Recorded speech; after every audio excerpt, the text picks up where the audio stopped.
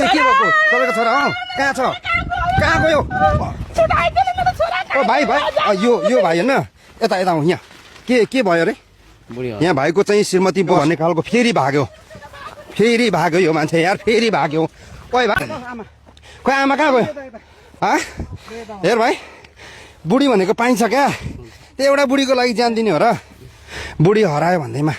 घर छोडेर भाग्ने होइन नि त है हजुर के अरे बुढीको नाम धनमाया मनोज विश्वकर्म तपाईँको बुढीलाई जसरी नि खोजेर ल्याइदिन्छौँ कि हजुर तपाईँ मजाले बुढी आमा आउनुहुन्छ ऊ गल्नु भयो आउनु यता आउनु बिमारी छु नि बिरामी हुनुहुन्छ के बिरामी हुनुहुन्छ गाँठा र गुन्टीको गाँठा र गुठी अब तपाईँको बुहारी होइन हजुर वर्षैपछि हराउने वर्षपछि कहाँ जान्छ खोइ कहाँ जान्छ अस्ति चाहिँ कहाँ भेट्यो अस्ति इटरतिरै भेटाएको इटरतिर दाइले भेटाइदिएको हो हजुर अहिले पनि हरायो अत्तो केही छैन अत्तो केही छैन उसको अरू फोनहरू केही आउँथ्यो आउँदैन थियो फोनै छैन फोनै छैन बच्चा छोरा कि छोरी छोरा छोरा छ पुरा पुरै छलाएको छ ए अब न अस्ति जाँच पनि दिन पाएन बोकेर हिँड्यो कति बजी 2 बजी भन्छ यसले त्यही तर 2 बजी त होइन अगाडि नै हिँड्यो होला अगाडि हिँडेको अगाडि नै हिँडेको जस्तो लाग्छ मलाई घरैदेखि हिँडेको घरैदेखि बुढाबुढी सुतिराखेको ठाउँबाट हिँडेको आम्मै सुतिराखेको बेला नाना मुताउनु कतिखेर निकालेको थियो कतिखेर सल्लाह कतिखेर थोकी थिएन तसँग अनि कस्तो अनि घरैबाट निस्केर भाग्ने त अनि कहाँ जान्छु के केही भनेको थिएन केही भनेन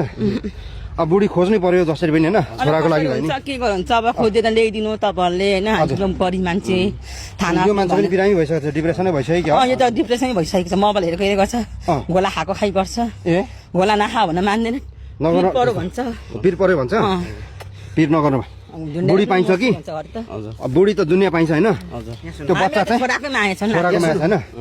तपाईँ चाहिँ किन यसरी भाग्नुभएको भागेको कतिचोटि भागिसक्यो ए कतिचोटि भागिसक्यो यसरी नै भाग्छ कसले समात्छ अनि मै समाउँछु नि सानो हुँदैछ अहिले हामी आएको थाहा छ उहाँलाई थाहा छैन थाहा छैन हामी आएपछि फेरि भाग्न थाल्यो फेरि भाग्न थाल्यो कतिचोटि जम्मा कतिचोटि भागो भन्नु त 5-6-7 पल्ट भइसक्यो भागेको श्रीमतीको यादले नै यस्तो भएको श्रीमतीको यादले नि भागिसकेको यो आम्मामा बस्दिन भन्छ खालि बस्दिन भन्छ कहाँ जान्छस् भनेको म जान्छु अब कहाँ जान्छु हेर भाइ म तिमीलाई सम्झाउँछु खुट्टा भए जुत्ता जति भन्ने खालको खान्छ नि बुढी पाइन्छ हजुर होइन त्यो बच्चा चाहिँ लिउँ अरू बेला कसले सम्हाल्छ अब अरू बेला त मै समाउँछु नि घरि म आफै समाउँछु कसै केटाकेटाले भनेर नानी ल्याइदिएर आमालाई सामान ल्याइदिए भन्छु के हो श्रीमतीको नाम भन्नु त धनमाया विश्वकर्मा हेर्नुहोस् तपाईँको श्रीमान के कसो गर्दैछन् तपाईँले देख्नुभयो होला भिडियोमा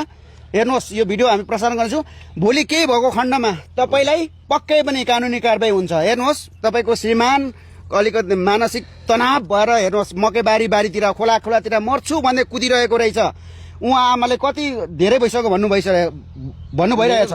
हेर्नुहोस् भोलि केही भयो भने जिम्मेवार श्रीमती नै हुन्छ